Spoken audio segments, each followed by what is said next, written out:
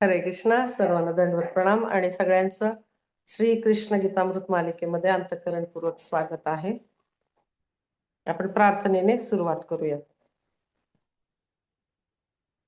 ओम नमो भगवते वासुदेवाय. नारायणं नमस्कृत्यं नरं चैव नरोत्तमं देवीं सरस्वतीं व्यासं ततो जयमुदीरयेत्. नष्टप्रायेषु अभद्रेषु नित्यं भागवत सेवया भगवती उत्तम श्लोके भक्तिर्भवति नैष्टिके. कृष्णाय वासुदेवाय देवकी नंदनाय च नंदगोपकुमाराय गोविंदाय नमो नमः. ओम अज्ञानतिमिरान्धस्य ज्ञानाञ्जनशलाकया चक्षुरुन्मीलितं येन तस्मै श्रीगुरवे नमः. श्रीचैतन्यमनोभीष्टं स्थापितं येन भूतले स्वयं रूपकदा मह्यं ददाति स्वपदान्तिकं. वन्देऽहं श्रीगुरु श्रीयुतापदकमलं श्रीगुरुन् वैष्णवांश्च. श्रीरूपं साग्रजातं सहगणा रघुनाथान्वितं तं सजीवं साद्वैतं सावधूतं परिजनासहितं कृष्णचैतन्यदेवं श्रीराधा कृष्णपादान् सहगणा ललिता श्रीविशाखान्वितावश्य. हे कृष्णा करुणा सिंधो दीनबंधो जगतपते गोपेश गोपिका कांत राधा कांत नमोस्तुते. तप्त कांचना गौरांगी राधे वृंदावनेश्वरी वृषभानुसुते देवी प्रणमामि हरिप्रिये. वाञ्छा कल्पतरुभ्यश्च कृपा सिन्धुभ्येव च पतितानां पावनेभ्यो वैष्णवेभ्यो नमो नमः. नमो विष्णुपादाय कृष्णप्रेष्ठाय भूतले श्रीमते राधानाथ स्वामिनिति नामिने. नमो विष्णुपादाय कृष्णप्रेष्ठाय भूतले श्रीमते भक्तिवेदांत स्वामिनिति नामिने. नमस्ते सरस्वती देवे गौरवाणी प्रचारिणे निर्विशेष शून्यवादी पाश्चात्य देशतारिणे. जय श्री कृष्ण चैतन्य प्रभो नित्यानंद श्री अद्वैत गदाधर श्रीवासादि गौर भक्त वृंद. हरे कृष्णा कृष्णा कृष्णा हरे हरे हरे राम राम राम हरे हरे. हरे कृष्णा. सर्वांना दंडवत प्रणाम आणि सर्वांचं श्रीकृष्ण कथामृत मालिकेमध्ये अंतःकरणपूर्वक पुनश्च एकदा स्वागत आहे. काल माधुरी भक्ती माताजींनी खूप छान रीतीने कृष्णा बुकवर आधारित भागवताच्या 10व्या स्कंदावर आधारित श्रील प्रभुपादांनी जे ग्रंथलेखन केलेलं आहे त्याच्यावरती आधारित असलेल्या या कथामृत मालिकेचं खूप छान रीतीने पहिला अध्याय याचा अर्धा भाग सांगून आपल्याला खूप एक मनामध्ये श्रीकृष्णांच्या कथेबद्दल आकर्षण निर्माण केलेलं आहे. तर त्यांचे देखील आभार. आणि तुम्ही एवढ्या दुपारी स्वतःची झोपमोड करून उपस्थित राहिलेला आहात तर तुमचे देखील तुमच्यासारख्या श्रोत्यांना दंडवत प्रणाम. तुमच्या आशीर्वादाची खूप खूप अपेक्षा करत योग्यता नसताना देखील याबद्दल थोडंफार विवेचन करत आहे. जे काही ऐकलेलं आहे ते तुमच्या समोर फक्त सादर करत आहे. हरे कृष्ण. तर काल माधुरी भक्ती माताजींनी इथपर्यंत सांगितलं तर आपल्याला आणून ठेवलं होतं की कशा रीतीने वसुदेव आणि देवकीचा विवाह सोहळा शाही रीतीने थाटामाटात पार पडलेला आहे. त्याच्यानंतर त्यावेळेला जशी पद्धत होती त्या पद्धतीने भरपूर हुंडा दिलेला आहे. देवकीला अलंकृत अशा सोन्याने अलंकृत असे रथ दिलेले आहेत, काही दासी दिलेल्या आहेत, मैत्रिणी तिच्या सोबत आहेत. आणि त्याच्यानंतर असं वर्णन येतं कृष्णा बुक मध्ये आणि श्रीमद 10व्या स्कंदामधील पहिल्या जो कॅन्टो आहे त्याच्यामध्ये की संपूर्ण सुवर्ण जडित असे ते सोन्याचे रथ, रत्नजडित सोन्याचे रथ त्या ठिकाणी होते आणि पूर्णपणे एक दैदिप्यमान असा सोहळा पार पाडलेला आहे.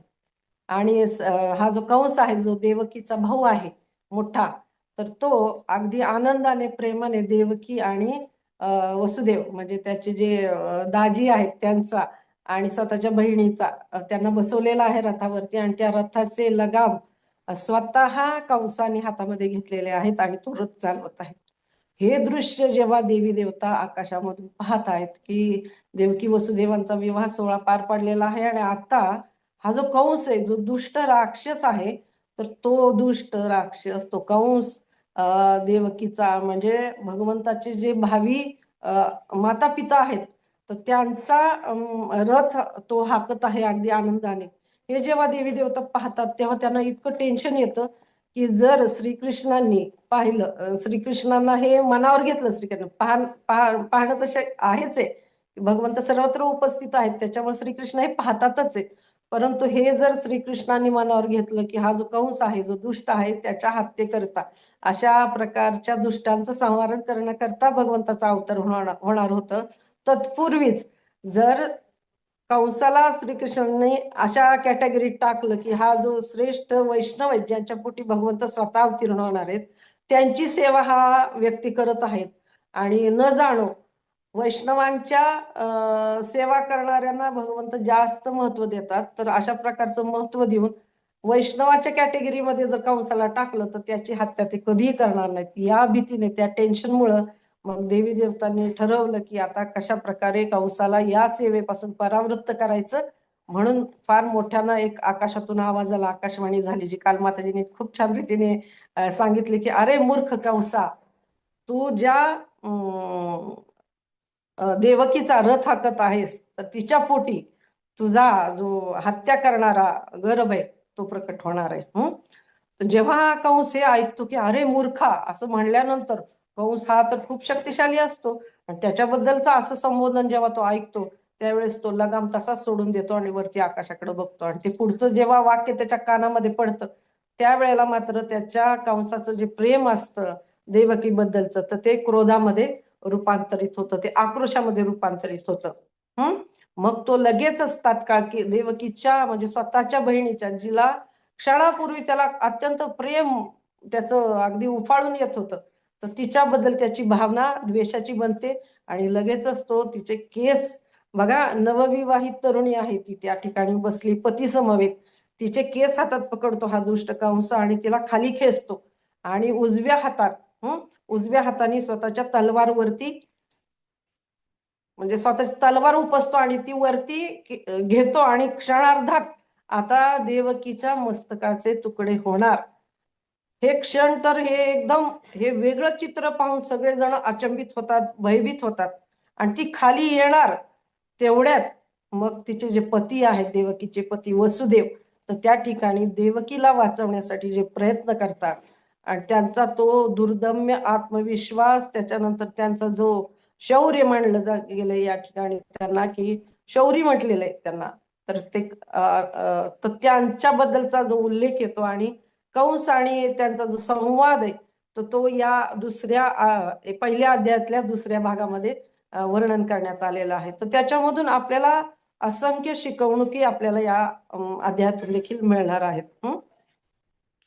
तर असं बघतो आपण की आता देवकीचं काय होणार, आणि एवढ्या शक्तिशाली हातामध्ये ती तलवार आहे. तर केवढा शक्तिशाली आहे कंस की त्याने जेव्हा तो एकदम कुमार वयामध्ये होता, तेव्हा त्यांनी ना, जेव्हा तो प्रॅक्टिस करायचा ना युद्धाची वगैरे, त्यावेळेला हत्तीच्या शेपटीला धरून गरगर फिरवून हत्तींना लांब दूरवर फेकून दिलेलं होतं. आणि ते हत्ती इकडून जरासंध चाललेला असताना त्या मिरवणुकीच्या तिकडे पडलेले असतात आणि ते आक्रोश करत असतात ते हत्ती. मग त्या जरासंधाला असं वाटतं की कोण हा शक्तिशाली पुरुष आहे. मग तेव्हा त्याला कळतं की हा कंस आहे, हा राजपुत्र आहे. मग तो त्याच्या 2 कन्या असतात जुळ्या, तर त्या त्यांना देऊन टाकतो, म्हणजे त्यांच्याशी विवाह करतो. एवढं त्याच्या हातामध्ये किंवा एवढी त्याच्यामध्ये शक्ती आहे आणि त्या शक्तिशाली हातामध्ये ती तलवार आहे आणि देवकीचे केस त्याच्या डाव्या हातामध्ये आहेत. आता क्षणार्धात ह्या घटना घडत असतात, म्हणजे लवकर लवकर. आणि ही देवकी तर किती अबला नारी आहे आणि किती शक्यता आहे देवकीच्या वाचण्याची, आपण विचार करू शकतो. आणि अशा भयंकर परिस्थितीमध्ये वसुदेव निराश झाले नाहीत. तर परिस्थिती कितीही निराशाजनक असली, त्याच्यानंतर व्यक्तीच्या इच्छा शक्तीवर या गोष्टी निर्भर आहेत की निराशावादाचा आश्रय घ्यायचा की निरंतर आशावादी बनून प्रयत्न करत राहायचं, हे वसुदेव आपल्याला या ठिकाणी शिकवणार आहेत. तर वसुदेवांचा हा खूप मोठा असा विशेष गुण होता, म्हणून त्यांना म्हटले शौरी. त्यांचा उल्लेख आलाय भागवतामध्ये की शौरी म्हणून त्यांचा खूप गौरव करण्यात आलेला आहे. आता शौर्य प्रदर्शनात अव्वल शूरवीर जे असतात, श्रीमद भागवताच्या दृष्टिकोनातून जर आपण पाहिलं किंवा शास्त्र चक्षुने जर आपण पाहिलं, तर ते असं नाही की कोणाला पराभूत करणं शास्त्राच्या जोरावर, तर परिस्थिती कितीही प्रतिकूल असली तरी त्यामध्ये खचून न जाता, वहावत न जाता लढण्याच्या इच्छाशक्तीला, त्या परिस्थितीच्या विरुद्ध लढण्याच्या इच्छाशक्तीला जागृत ठेवणं आणि त्यानुसार प्रयत्न करतं, त्याला म्हणतात शौर्य. आणि त्याच्यानुसार त्यांचं नाव आहे शौरी. आणि जे वसुदेव आपण बघू शकतो की अत्यंत प्रशंसनीय आहेत. कारण याच्यामध्ये चैतन्य चरितामृत मध्ये देखील असा उल्लेख करण्यात आलेला आहे की आपण बघू शकतो की विपरीत परिस्थितीमध्ये जेव्हा एखादी व्यक्ती अशा परिस्थितीला तोंड देण्यासाठी सक्षम होते, जो व्यक्ती स्वतःला मदत करतो त्याला भगवंत निश्चितच मदत करतात. तर आपण इथं शक्य आहे आपल्याला की एसी मध्ये बसून एखाद्या खुर्चीवरती लेक्चर देणं किंवा श्रवण करणं आरामदायक परिस्थितीमध्ये, वरती फॅन चालू आहे आणि माईक देखील आहे, सगळं अनुकूल परिस्थिती आहे. या ठिकाणी लेक्चर देणं किंवा स्वीकारणं किंवा श्रोता बनणं किंवा वक्ता बनणं हे सोपं आहे. परंतु एक क्षण म्हणजे एका क्षणामध्ये मस्तकावर वरती उभारलेली तलवार आहे आणि बलदंड योद्ध्याच्या हातामध्ये ती आहे. आणि तो योद्धा कुठल्या भावनिक मनस्थितीमध्ये आहे तर द्वेषाने केवळ मारण्याच्या मनस्थितीमध्ये आहे. तर वसुदेवांजवळ केवळ अगदी काही क्षण होते. ती तलवार खाली यायच्या आत त्यांना ते बोलायचं होतं, म्हणजे त्यांना तो क्लास द्यायचा होता. असं वर्णन करण्यात आलं की त्यांना तो भागवतम क्लास त्या कंसाला द्यायचा होता की जेणेकरून असं काय मी बोलू की जेणेकरून हा जो कंस आहे तो देवकीला मारण्यापासून परावृत्त होईल. आता जन्माष्टमीच्या लेक्चरमध्ये गौरांग प्रभूजींनी सांगितलेलं मला आठवतंय की एवढा महत्वपूर्ण श्रीमद भागवतम क्लास वसुदेवाला प्रत्येक शब्द मोजून मापून बोलायचे होते. आणि जो कंस जो आपल्या बहिणीला मारायला तयार होता तर तो केवढा मोठा नास्तिक असा समजला गेलाय. तर या ठिकाणी आपण बघू शकतो की अशा विपरीत परिस्थितीमध्ये काही जण आहेत ना तर ती तत्वज्ञानाच्या दृष्टीने नास्तिक असतात की त्यांना भगवंताविषयी समजू शकत नाही, कारण त्यांची बुद्धी तेवढी नसते. काही जण इमोशनल एथिस्ट किंवा भावनिक दृष्ट्या नास्तिक असतात. म्हणजे विपत्ती, समस्या, मृत्यू, धार्मिक अशा गोष्टी समजा त्यांच्या जीवनामध्ये आल्या तर त्यामुळे किंवा चुकीच्या धार्मिक कुठल्या तरी धार्मिक संस्थांमध्ये चुकीचं वर्तन काही जणांचं पाहिल्यानंतर त्यांच्यावरती तो परिणाम होतो आणि त्यांचा भगवंतांवरचा विश्वास ते सोडून देतात. त्याच्यानंतर आवृत्त नास्तिक असे जे असतात की स्वतःला आस्तिक म्हणवतात पण निर्विशेषवादावर ते विश्वास ठेवतात, म्हणजे नास्तिकतेचं आवरण त्यांच्यावरती असतं. आणि मानसिक रूपाने जे नास्तिक असतात ना तर ते असं म्हणतात की मी भगवंतांवर विश्वास ठेवत आहे, परंतु परिस्थिती आल्यावर ते तसं वागत नाही, लगेचच त्यांच्यामध्ये कायापालट होतो. आता आपण बघू शकतो की याच्यामधून आपण हे शिकू शकतो किंवा भागवतामधून किंवा या महान लोकांच्या वर्तनातून आपण शिकू शकतो की जसं अमरीश महाराजांवरती केवढं मोठं संकट उद्भवलं की दुर्वासा मुनींनी त्यांना शाप दिला, जे स्वतः देखील खूप चांगले योगी होते आणि महान असे योगी त्यांचं वर्णन करण्यात आलेलं आहे. आणि अमरीश महाराज भगवंताचे भक्त होते. तर अशा परिस्थितीमध्ये सुद्धा अमरीश महाराज आहे ते भगवंताचं स्मरण करीत राहिले. तर ही जी गोष्ट आहे हे आपण शिकू शकतो की कितीही विपरीत परिस्थिती आली तर त्याला तोंड कसं जायचं, तर भगवंतांचं विस्मरण न करता भगवंतांचं स्मरण सदैव करत राहायचं, ज्याच्यामुळं एक वेगळ्या प्रकारची शक्ती त्या व्यक्तीला बहाल केली जाते.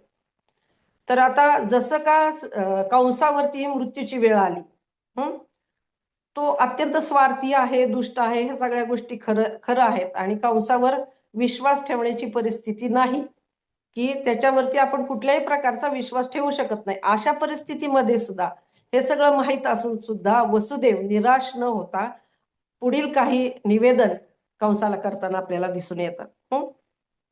विचार करू शकता, हे दृश्य तुम्ही डोळ्यापुढे आणू शकता की आपण हे बघू शकतो की वसुदेवांच्या हृदयामध्ये नेमकी काय परिस्थिती निर्माण झाली असेल.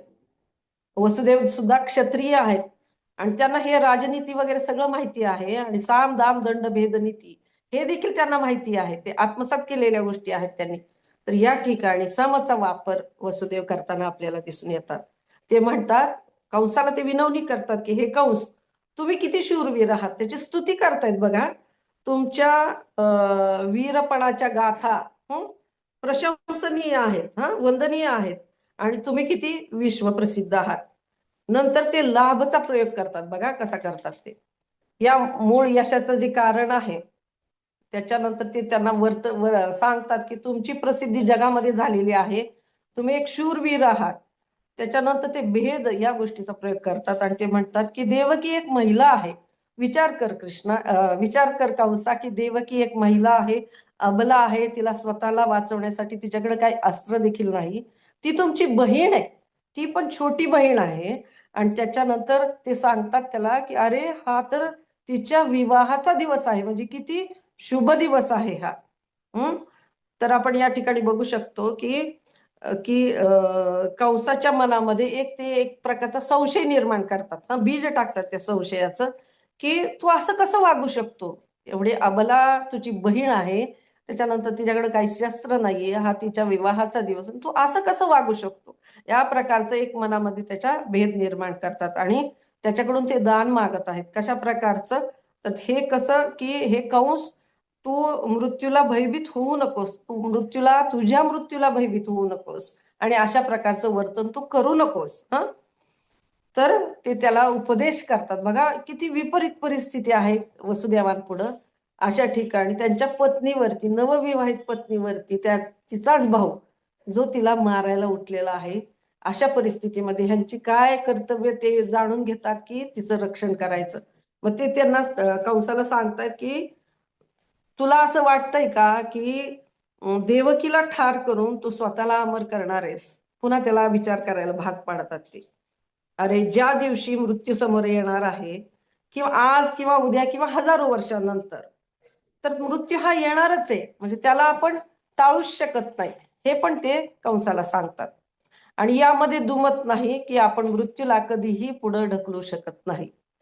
आता मग कंसाच्या मनात येईल ना की पुढचा जन्म कोणी पाहिलाय.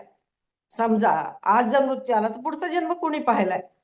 तर एक असं अशा रीतीने समजून सांगतात की रात्रीत एखाद्या व्यक्तीला स्वप्न पडते आणि स्वप्नामध्ये शरीर आहे ना, ते दुसऱ्या दुसऱ्या शरीरामध्ये परिवर्तन होताना आपण पाहतो. आणि याच प्रकारे आत्मा या शरीराला सोडून दुसऱ्या शरीर धारण करतो. तर शरीर बदलण्याचं किंवा शरीर स्थानांतरामध्ये कर्मसिद्धांत जो आहे त्या प्रकारचं वर्णन ते त्याला त्या ठिकाणी करतात.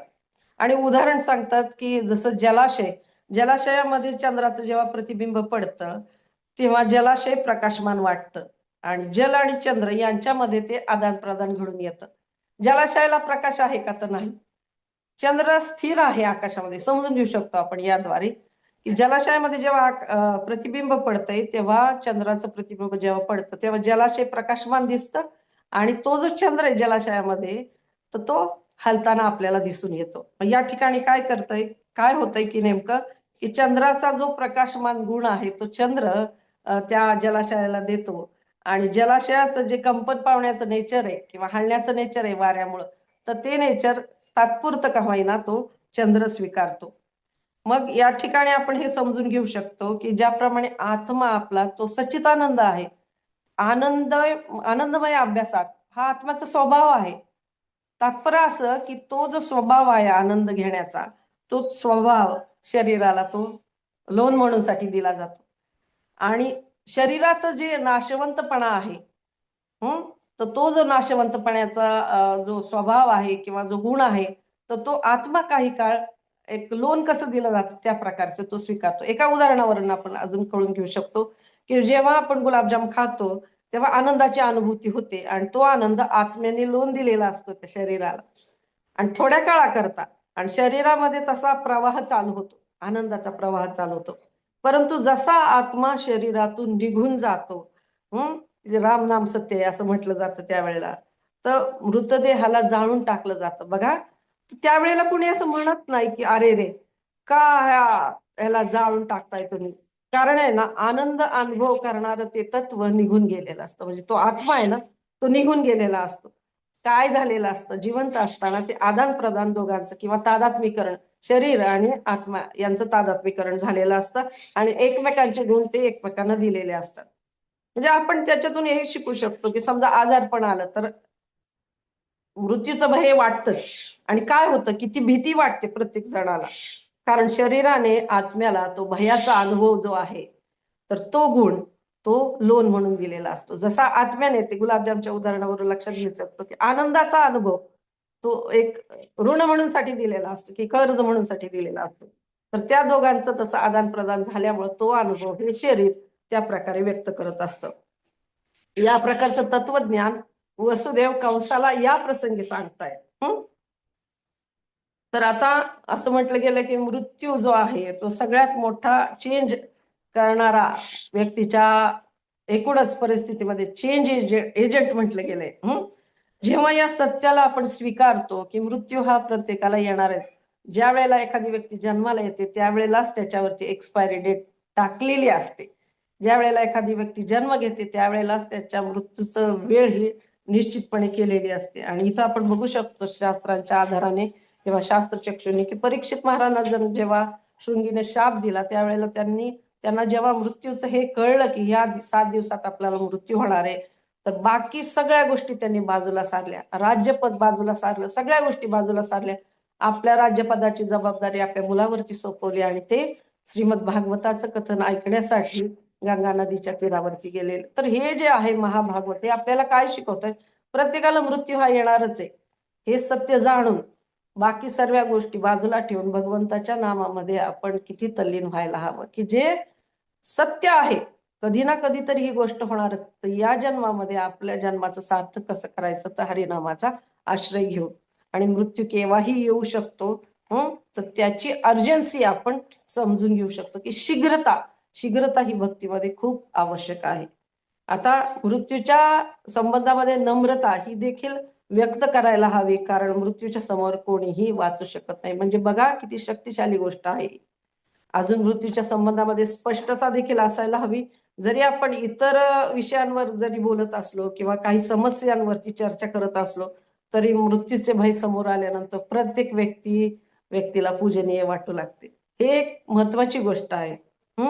म्हणून समजायला हवे की वास्तविक महत्वपूर्ण तत्व या जीवनामध्ये नेमकं काय आहे. तर अगदी विपरीत परिस्थिती आली असताना किंवा विपरीत परिस्थिती यायच्या आधी देखील आपण भगवंतांच्या भक्ती मार्गावरती अग्रेसर व्हायला हवं. तर म्हणून हे जे मृत्यूचे भय कंसाच्या जीवनामध्ये जे उत्पन्न झाले त्याला वासुदेव दूर करण्याचा प्रयत्न करत आहेत वेगळ्या पद्धतीने, चांगल्या पद्धतीने.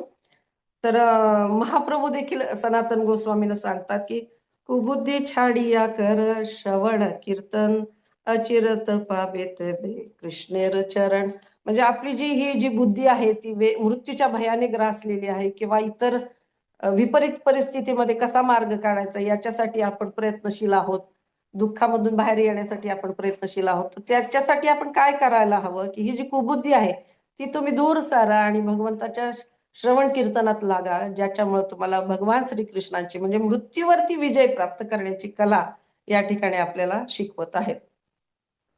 तर मृत्यूच्या भयाला दूर करण्यासाठी भगवंतांच्या दास्यत्वात मनाला रमवायला हवं हे आपण या ठिकाणी शिकलं पाहिजे. म्हणून हरे कृष्ण कृष्ण कृष्ण हरे हरे, हरे राम राम राम हरे हरे या महामंत्राचा जप आपल्याला करायला हवा.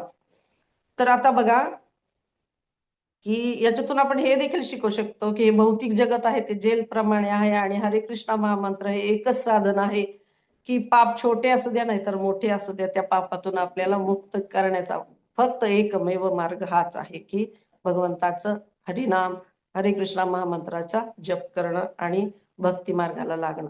तर इथं वसुदेवाने एवढं तत्वज्ञान सांगितलंय बरं का. तर ते म्हणतात की कंस तुझी ही लहान बहीण आहे आणि तुझ्या वात्सल्यास त्याच्यातली जी प्रेमभावना आहे ना जी पूर्णपणे गोठून गेलेली आहे ती जागृत करण्याचा वसुदेव या ठिकाणी प्रयत्न करतात. आणि ते सांगतात की आत्ताच तर विवाह झालाय आणि तिची हत्या करण्याचा तू कसा असा प्रयत्न करू शकतो. आणि कंसाला ते म्हणतात की हे कंस त्याची स्तुती करतायत बघा ते की तू तर कृपेचे मूर्तिमान रूप आहेस. आता एवढं सांगितल्यानंतर वसुदेव थोडा वेळ थांबतात, ते थोडा विराम घेतात. ते असं बघतात की एवढा मोठा मी डोस दिलाय तत्वज्ञानाचा, पण हा जर बोर झाला किंवा ह्याच्या मनात विपरीत भावना आली तर काय क्षणांमध्ये हा लगेच देवकीच्या मस्तकाचे तुकडे करू शकतो. तर ते पॉज घेऊन थोडासा त्याचं अवलोकन करतात. बघा काही क्षणामध्ये हे घटना घडत आहे की काय सांगू शकतो आपण की आत्मविश्वासाने त्याने तलवार जर उगारली तर काही घडू शकत होतं त्यावेळेला. मग आता काय करतात ते की अशा प्रकारे भागवतामध्ये 5 श्लोकामध्ये याचं फार सुंदर वर्णन केलेलं आहे. तुम्ही वेळ काढून ते वाचा, कारण खूप डिटेलमध्ये सुंदर रीतीने ह्या सगळ्या गोष्टी सांगितल्या गेल्या आहेत. इथून काय आपण शिकू शकतो की कितीही अंधकारमय किंवा निराशाजनक, अपमानितजनक अशी परिस्थिती असली तरी पूर्ण मनोरथ वर्तमानात समाविष्ट करणे. बघा इथं वसुदेव आपल्याला काय शिकवतायत की ते वर्तमानात आहेत, त्या क्षणामध्ये नेमकं काय करायला पाहिजे मला आता. भविष्यकाळचा विचार त्यांच्या मनामध्ये आहे, परंतु वर्तमानात मला काय करायचंय ते आपल्याला हे शिकवतात की पूर्ण मनोरथ वर्तमानामध्ये समाविष्ट करून वसुदेव त्या ठिकाणी प्रयत्नशील आहेत. जेव्हा कृष्ण तुमच्या हृदयांतरी उपस्थित असतात तेव्हा निश्चितच या ठिकाणी त्या व्यक्तीला तशी बुद्धी ते देत असतात, प्रदान करत असतात. आता इथं बघतो आपण की त्यांची जी निर्णय क्षमता आहे, म्हणजे वसुदेवांची निर्णय क्षमता आहे, तर त्यांना ते समजलं. त्यांना अनकदुमदुमी असं म्हटलं गेलंय की कोणत्या ना कोणत्या समयी परिवर्तन निश्चित घडून येऊ शकतं. म्हणजे ते किती आशावादी आहेत की हे सांगितल्यानंतर त्यांनी थोडा पॉज घेतला, थोडं बघितलं कंसाच्या चेहऱ्याकडं की काय करणार आहे आता, एवढं मी बोलले, नकळो हा तलवार मारेल किंवा परिवर्तन घडेल याच्यामध्ये. त्याच्यासाठी त्यांनी थोडासा एक वर्तमानात येऊन, म्हणजे वर्तमान आताची परिस्थिती काय आहे ती सुद्धा अवलोकन त्यांनी केलं. त्याच्यानंतर दृढता त्यांची याच्यातून दिसून येते की त्यांच्या आतमध्ये आंतरिक जो त्यांचं जे मंथन आहे वसुदेवाचं, त्यांची आंतरिक परिस्थिती कशी झाली असेल बघा. आपण विचार करू शकतो की काय मनामध्ये त्यांच्या चाललेलं असेल. तर प्रत्येक मनुष्याचे कर्तव्य आहे की जी काही सत्ता शक्ती किंवा त्याच्याकडे जे काही भगवंतानी बहाल केलेलं आहे, काय सामर्थ्य बहाल केलेलं असेल, कधी सत्ता बहाल केलेलं असेल, त्याचा उपयोग करून श्रीकृष्णांची सेवा कशी करायला पाहिजे या ठिकाणी आपल्याला वसुदेव शिकवतायत. माझ्याजवळ जे ज्ञान आहे किंवा बुद्धीची जी तलवार आहे त्यांच्याजवळ, वसुदेवांजवळ जी बुद्धी आहे बघा, ते निशस्त्र आहेत, त्यांच्याजवळ दुसरं कुठलंही अस्त्र नाहीये, परंतु त्यांच्याकडे काय ज्ञानाची तलवार आहे, बुद्धीची तलवार आहे. त्याचा वापर करून ते कंसाला आता कशा पद्धतीने पराभूत करणार आहेत ते आपण बघत आहोत. या विश्वासाने जे काही आहे त्याचा वापर आपण केला पाहिजे. असं असं इथे सांगू शकतो की वसुदेवांची जी सेवा आहे ती सेवा आपण इथं बघू शकतो की देवकीला वाचवणे ही त्यांची या ठिकाणी त्यावेळची सेवा आहे. तर तिला येणं केनं प्रकाराने कशा पद्धतीने मी बोलू की जेणेकरून कंसाची बुद्धी बदलेल. त्यांच्याकडे सीमित साधन होतं हे तर आपण पाहिलेलंच आहे. त्याचा पूर्णपणे उपयोग ते या ठिकाणी करताना आपल्याला दिसून येतात. कधी कधी असं होतं आपल्या जीवनामध्ये की आपण असं म्हणतो की मला हे करायचंय, प्रचार करायला सांगितलाय किंवा हे किंवा गुरु महाराजांचे काही आपल्याला हे असतात, उपदेश असतात. मग किंवा वैष्णव आपल्याला सांगतात की तुम्ही देखील प्रचार करायला पाहिजे. ते आपलं आद्य कर्तव्य आहे की आपल्याला जे मिळालं ते इतरांना वाटायचे. पण कधी कधी असं आपण हे करतो की माझ्याकडे हे साधन नाहीये, मला बोलता येत नाहीये किंवा मला पुस्तक वितरित करता येत नाहीये किंवा अशा प्रकारचे कारण आपण देत असतो कधी कधी. तर अशा वेळेला आपल्याकडे जे काही आहे त्याचा वापर करून आपण ह्या उपदेशांचं पालन आपण कशा पद्धतीने पूर्णपणे put your heart and soul त्याच्या सकट केलं पाहिजे, जेणेकरून आपल्याकडून देखील भगवान श्रीकृष्णांची सेवा घडेल, भगवंतांच्या अतिशय प्रिय अशा गुरु महाराजांची सेवा आपल्याकडून घडू शकेल. मग निराशेचे शिकार बनायचं, आपल्याकडे हे नाही ते नाही असं म्हणत निराशेचं शिकार बनायचं की आपल्याला जे जवळ दिलंय, आपल्याला जे शक्ती सामर्थ्य दिलंय भगवंताने त्याचा उपयोग करून आपण आपल्या भक्ती मार्गावरती प्रगती पथावर चालायचं हे आपल्या हातात आहे. म्हणजे तशी बुद्धी आपण ही जे वसुदेवांकडनं शिकू शकतो. तर आता आपण बघतोय की ज्ञानरूपी तलवारीने वसुदेव देवकीला वाचवत आहेत. आणि जी देवकी, जिला आपण भक्तीचं प्रतीक म्हणू शकतो, जे काही सामर्थ्य आपल्या जवळ आहे भगवंतांनी दिले कलियुगातल्या लोकांच्या भक्तीला वाचवण्यासाठी आपण सगळ्यांनी एकत्रित प्रयत्न हे केले पाहिजेत.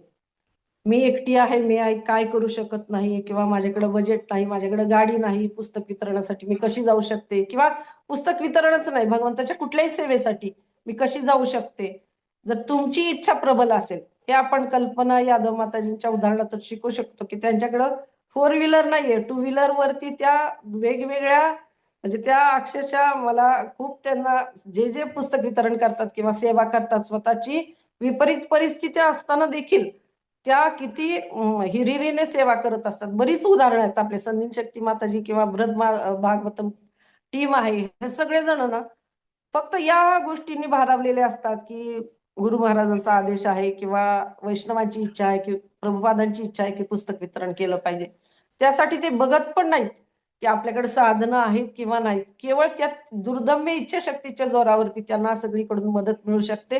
आणि अशा प्रकारे आपण बघितलं की कल्पना माताजींनी देखील जवळजवळ 960 भगवद्गीतेचं वितरण केलेलं आहे, टू व्हीलरवरती जाऊन किंवा कधी कधी तर फक्त फोननी.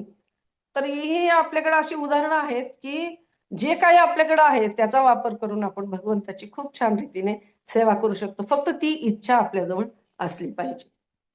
आता इथं आपण बघतोय की वसुदेवांच्या मनामध्ये काय चाललंय की त्यांच्या मनामध्ये ही पण गोष्ट येते की कदाचित कदाचित कंसाचा आधी देखील मृत्यू होऊ शकतो आणि बलशाली पुत्र जर मला झाले, तशी आकाशवाणी पण झालेली, तर ते देखील कंसाला मारू शकतात. आणि भाग्य आणि दैव शक्तिशाली आहे या विचारांनी वसुदेवांना बघा, तो जो विचार केला की भविष्यवाणी तशी झालेली आहे, पण समोर संकट केवढं उभं राहिलेलं आहे की कुठल्याही क्षणी देवकीचा मृत्यू हा घडून येऊ शकतो. पण ते स्वतःच जे मन आहे ते वर्तमानावरती आत्ताच्या चालू परिस्थितीवरती केंद्रित करतात आणि पूर्णपणे फोकस ठेवून म्हणजे पूर्णपणे लक्षपूर्वक भविष्याची चिंता न करता आपल्याला काय करायचे या वर्तमानात त्याच्यावरती ते फोकस करतात. कधी कधी आपण असं हे होऊन जातो बघा, कधी कधी भविष्याची चिंता करून करून किंवा समस्यांची चिंता करून करून भविष्यातल्या संकटाबद्दलची चिंता करून करून एवढे चिंतित होतात काही जण की भगवंताचं चिंतन करणं ते विसरून जातात. आणि जशी आपण म्हणू शकतो की चिंता ही जिवंत माणसाला जाळते. ओके, चिंता ही जिवंत माणसाला जाळू शकते, चिता ही मृत व्यक्तीला जाळते. त्याच्यापेक्षा पुढची गोष्ट म्हणजे भगवंतांच्या चिंतनाने एखादी व्यक्ती पूर्णपणे सुरक्षित राहू शकते. तर अतिशय विनम्रतेने, विनम्र भावनाने, सन्मानाने ते या ठिकाणी कंसापुढे प्रस्तुत होताना आपल्याला दिसतो. वर्तमानात येतात, भविष्याची चिंता करत नाहीत आणि ते अतिशय नम्रतेने कंसापुढे व्यक्त होताना दिसून येतात. त्यांनी स्वतःची बुद्धी वापरली आणि अतिशय प्रार्थनापूर्वक त्या कंसासारख्या निर्दयी व्यक्तीचं मन वळवण्याचा प्रयत्न करत आहेत. तर आपण हे बघत आहोत की आतून त्यांचं हृदय विदीर्ण झालेलं आहे, परंतु बाह्य दृष्टीने ते चेहऱ्यावरती प्रसन्नता आणून त्या कंसाला विनवताना दिसून येतात. मग प्रभुपाद सांगतात आपल्याला, ही शिकवण प्रभुपाद या ठिकाणी सांगतात. तसा उल्लेख आहे की कृष्ण जरी शक्तिशाली आहेत, हे आपल्याला माहिती आहे, कृष्ण सर्व शक्तिशाली आहेत. याचा अर्थ असा नाही की अर्जुनाने शस्त्र उगारलं नाही.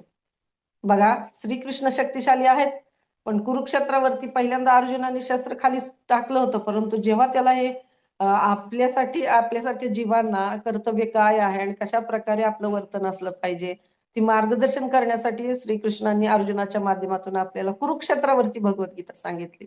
आणि जेव्हा हे अर्जुनाला पटलं त्यावेळेला अर्जुनाने तिथं शस्त्राचा वापर केला आणि भगवंताच्या इच्छेखातर युद्ध केलं. म्हणजे पराक्रम आणि परिश्रम अर्जुनाने केले. असं म्हटलं नाही की तुम्हीच शक्तिशाली आहात, तुम्ही सगळ्यांचा वध केलेला मी पाहिलेला आहे विराट रूपामध्ये, आता तुम्हीच काय ते करा, मी थांबतो. तसं नाही, तर प्रयत्नांची पराकाष्ठा प्रत्येक जीवाने केली पाहिजे आणि तशाच प्रकारची पराकाष्ठा किंवा तशाच प्रकारचे प्रयत्न एकदम शेवटच्या श्वासापर्यंत प्रत्येक साधकाने, प्रत्येक व्यक्तीने केले पाहिजेत भगवत भक्तीमध्ये. अंतिम क्षणापर्यंत सेवा करण्याचा निर्धार आपल्याला वसुदेव या ठिकाणी शिकवतात. जेव्हा आपल्या जीवनामध्ये विकट परिस्थिती निर्माण होते किंवा तर ती एखाद्या उकळत्या पाण्याप्रमाणे असते, म्हणजे बघा त्या पाण्याचा दाह आपल्याला होतो, त्याची उष्णता आपल्याला लागते, चटका लावणारी अशी ती दाहक परिस्थिती असते. त्या त्या ठिकाणी एखादा बटाटा टाकला तर तो असा फाटला जातो किंवा शिजून निघतो पूर्ण असा. त्याच्यानंतर काही जण ना त्या बटाट्याप्रमाणे स्वतःला अशा विपरीत परिस्थितीमध्ये किंवा भावनात्मक रूपाने पूर्ण ते गाळ होऊन जातात, म्हणजे ते तुटून जातात त्या अशा परिस्थितीमध्ये.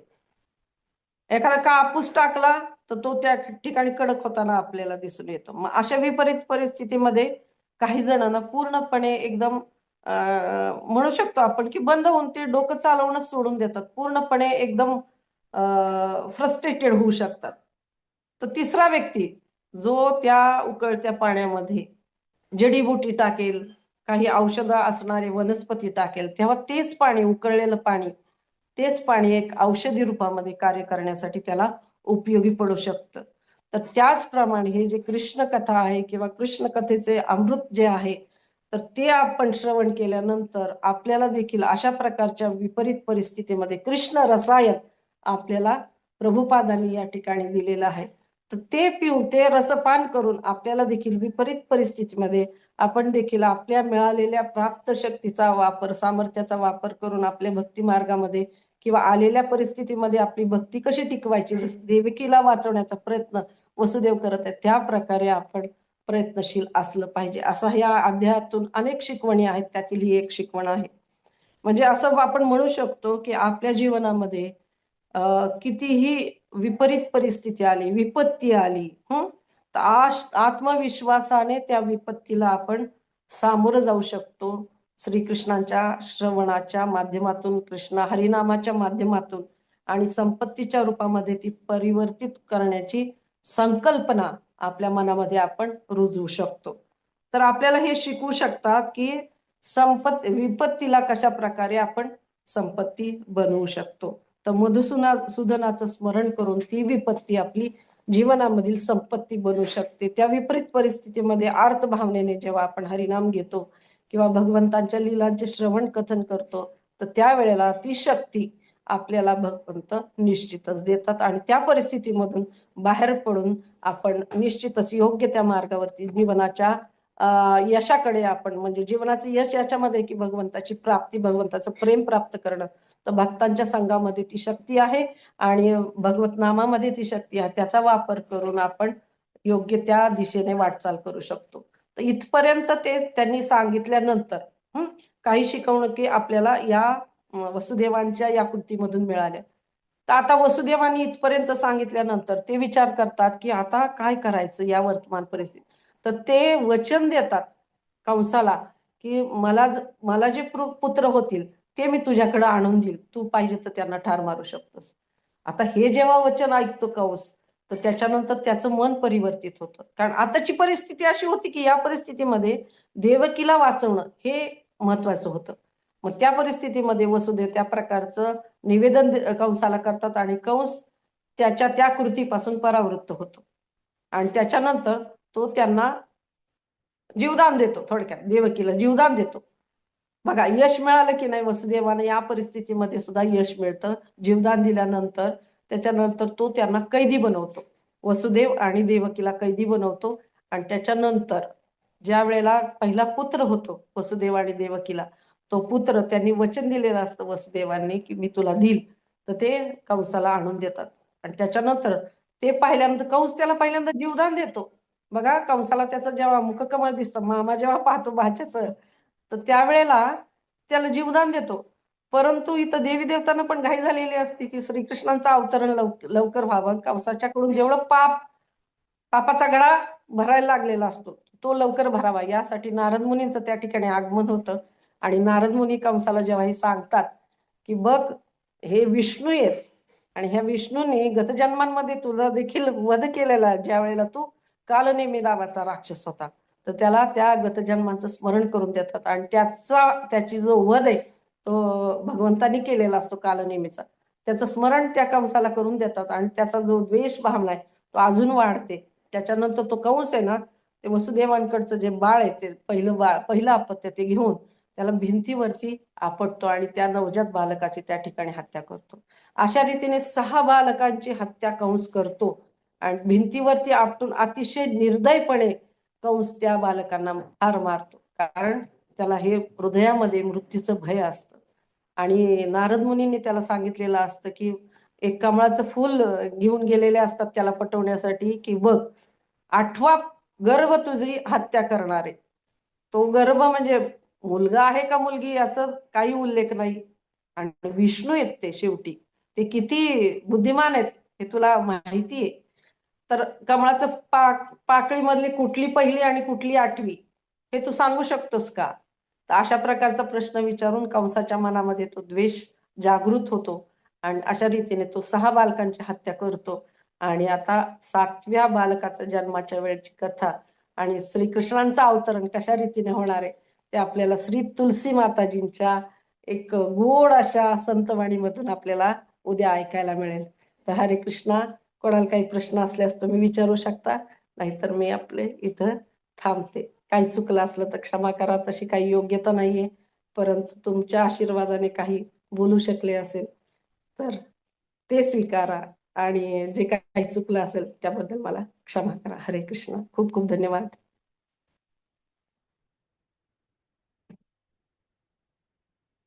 हरे कृष्ण. माताजी थांबूया का?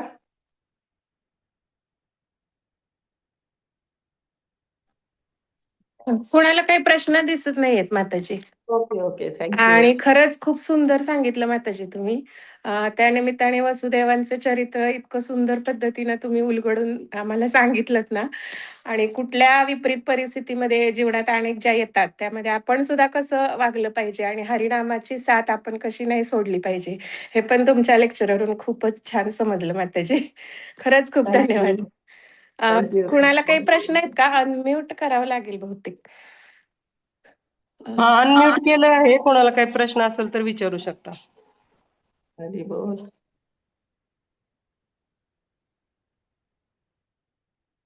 चालेल माताजी, प्रश्न नसेल तर आपण थांबूया. उद्याच्या कृष्ण अवतरणासाठी आपण सगळेजण उत्सुक राहूया. माताजीने आधीच खूप छान एक म्हणतो ना आपण गायलं होतं काल, जो बाळा जो जरी जो. तर त्याच माताजी आपल्याला आता होत नाहीये. माताजी अनम्यूट होत नाहीये. माताजींचा हे आहे मेसेज आहे, अनम्यूट होत नाहीये. एक मिनिट माताजी.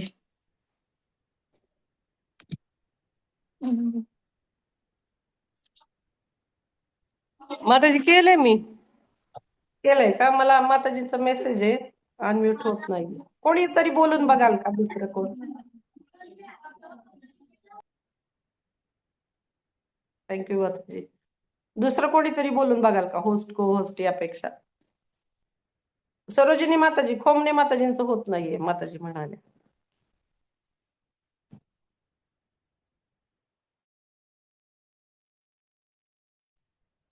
हरी बोल माताजी.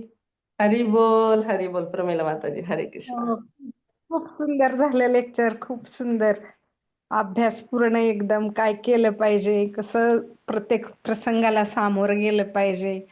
भगवंत आपल्या पाठीशी असल्यावर काहीच प्रश्न येत नाही. खूप छान. थँक्यू थँक्यू माताजी. हरी हरे बोल. कृष्ण. प्रणाम.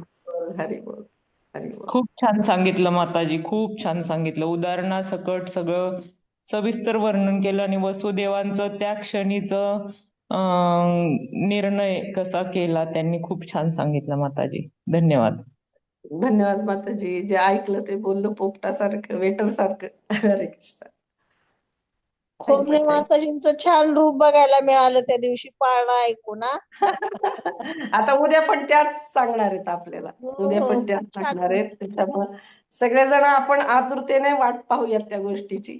हो पण हो, हरे वसुदेवांकडनं आपल्याला ते श्रीकृष्णांचे माता पिता आहेत. त्याच्यामुळं ते कसे आपल्याला बऱ्याचशा गोष्टी शिकवून जात आहेत. प्रत्येक व्यक्ती आपल्याला या ठिकाणी काही शिकवते आपल्या जीवनासाठी. तर ते आपल्याला प्रत्येक लेक्चरमध्ये ऐकायला मिळणार आहे. त्याच्यामुळे हो ना. सगळेजण तत्पर राहा. थँक्यू सो मच माताजी. हरे कृष्ण. हरे कृष्ण. हरे कृष्णा. Thank you thank you. चालेल, आपण थांबूया माताजी. हरे कृष्णा माताजी. खूप खूप धन्यवाद. हरी धन्यवाद बोल. कल्पना. खूप खूप छान भगवंतांच्या लीलांचं स्मरण आणि हरिनामाचं महत्व पण तुम्ही खूप छान सांगितलं. हरिनामाने किती आपले अल्प किंवा किती मोठे जरी पापकर्म असतील तरी नष्ट होतील. खूप सुंदर रीतीने माताजी तुम्ही सांगितलं. खूप खूप धन्यवाद. सगळ्याच धन्यवाद. वैष्णवींचे खूप खूप धन्यवाद. हरे कृष्णा. हरे कृष्णा. थँक्यू कल्पना. थँक्यू. हरे धन्यवाद. खूप सुंदर. चालेल. थँक्यू माताजी. हरी बंद बोल. करू माताजी.